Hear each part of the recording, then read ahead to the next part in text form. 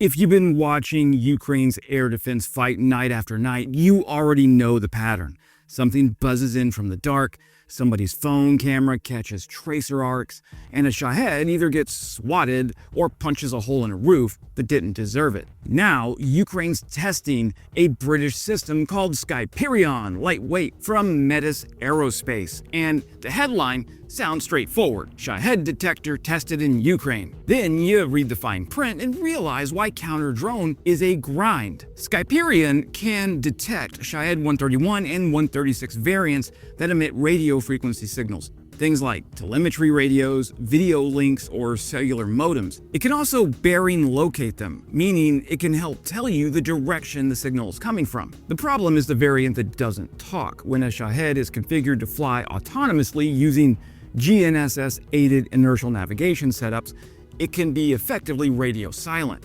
No emissions, no RF trail, nothing for a passive RF sensor to hear. Hey friends, Wes O'Donnell here. Now before we jump in, just a word of caution. I have gotten reports that there are FSB creeping around, might be trying to do some spying. If you see something, say something down in the comments. By the way, my wife hates having this thing in the house.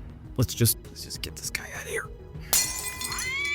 Ukraine has been running the world's most unforgiving counter-drone laboratory since 2022. And everyone with a sensor, a jammer, a radar, or a clever algorithm wants to prove they can help. Now, Metis Aerospace, a British firm, put its new Skyperion lightweight passive RF sensor through tests in Ukraine, and their CEO told James it detected Shahed-131 and 136 variants that were emitting signals. None shall pass. What? None shall pass. And this is huge because Russians are starting to add weapon systems to their Shaheds in the form of air-to-air missiles or manpads. And in order to manually fire those, they have to have a video signal connecting. But we should mention that it cannot detect Shaheds running fully autonomous and radio silent. Now that's not a scandal, that's just physics. So let's translate the brochure language into something useful. Skyperion Lightweight is a passive RF monitoring sensor. RF, or radio frequency, was kind of my jam over here on the AWACS, so let's break it down. Skyperion Lightweight is a passive RF monitoring sensor. Passive means it doesn't transmit, it listens.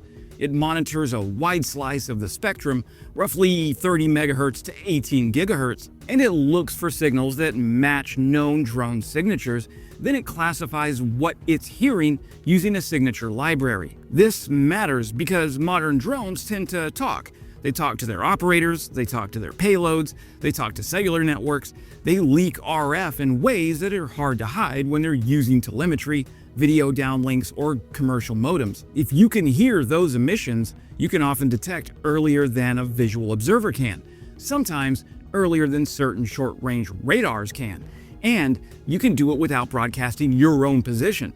That's the upside of passive RF. Quiet listener, useful warning. Now, the limitation. A passive RF sensor can only detect emissions. If the drone isn't emitting, it's not a target in the RF sense. Metis's leadership has described a Shahed configuration that navigates using GNSS-aided inertial navigation system only as kind of a problem. In plain language, it follows a pre-planned route using satellite navigation plus an inertial system that keeps it stable and helps it continue on course when GNSS gets degraded. In that mode, it doesn't need a live command link, and it doesn't need to phone home. It can fly like a cheap cruise missile with delusions of grandeur. So Skyperion hears nothing. It's not that Skyperion is broken, it's just that the target chose silence. It's the same reason you can't jam a fiber optic drone. It's not emitting anything. Now, you can jam GNSS, you can mess with navigation, you can spoof in certain conditions, but you can't sever a command link that doesn't exist. For every counter UAS program manager who wants a single magic box, drones are a family of problems, not just one problem. Now, Ukraine's air defense has to cover cities, power infrastructure, air bases, and the frontline logistics.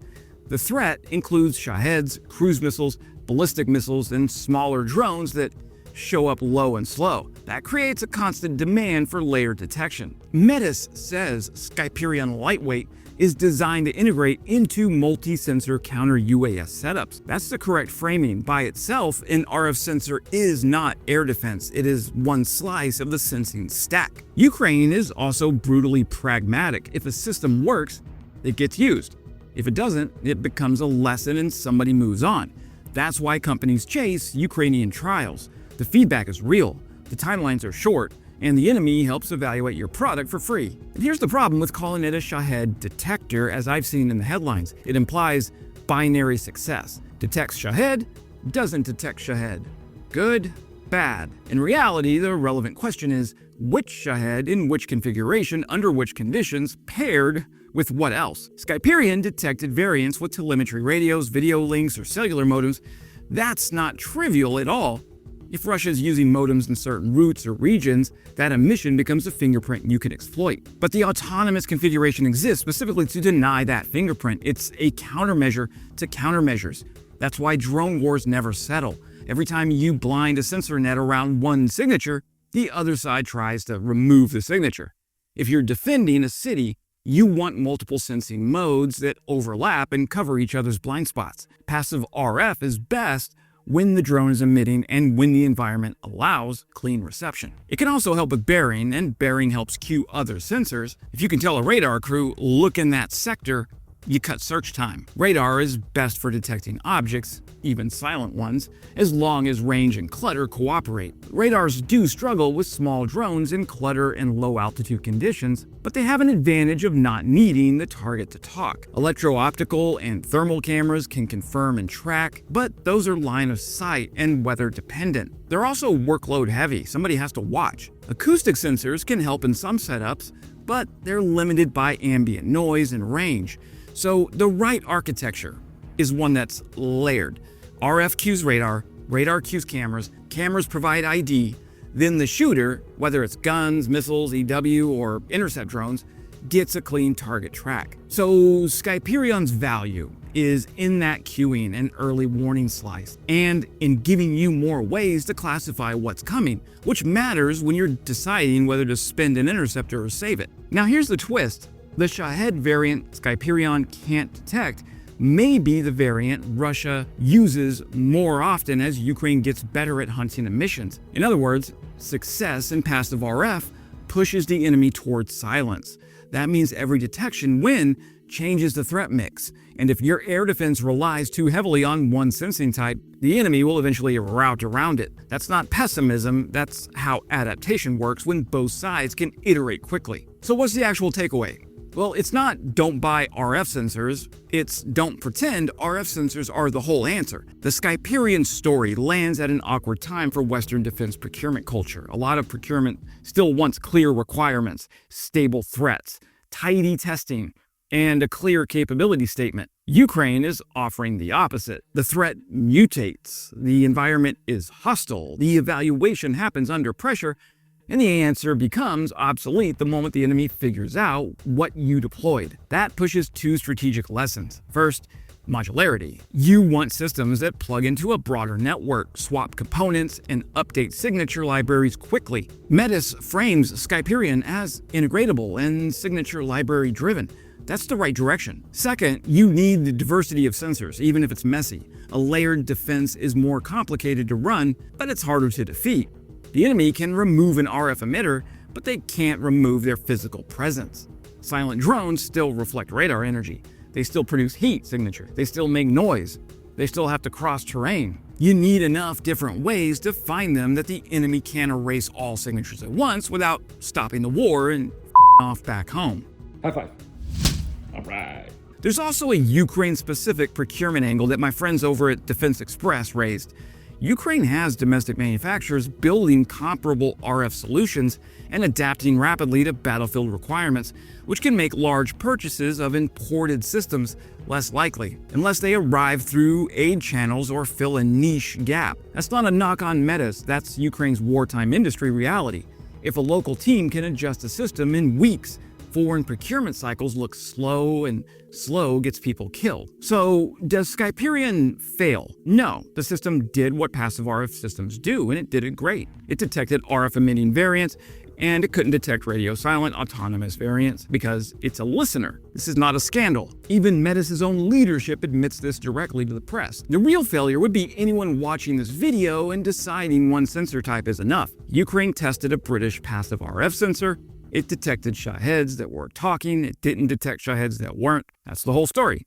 And it's also the whole warning. The drone threat keeps splitting into variants. Some emit, some go quiet, some ride cellular networks, some fly like bargain bin Mario Kart cruise missiles. Your defense has to assume the enemy will adapt, because the enemy already has. Skyperion is a useful piece in a layered counter-drone network. It's not a magic shield, it's a headset in a loud room, and it can only hear the guy who's speaking. That's it for today, my friends. Subscribing is the best way to support this channel, but you know what? I'm about to launch memberships for those viewers who want to support the channel more directly and get some perks in return. Don't worry, nothing expensive, and if you don't want to be a member, you still get the same high quality West videos. Anyways, more to come there, and as always, glory to Ukraine, glory to the heroes. Crimea is Ukraine.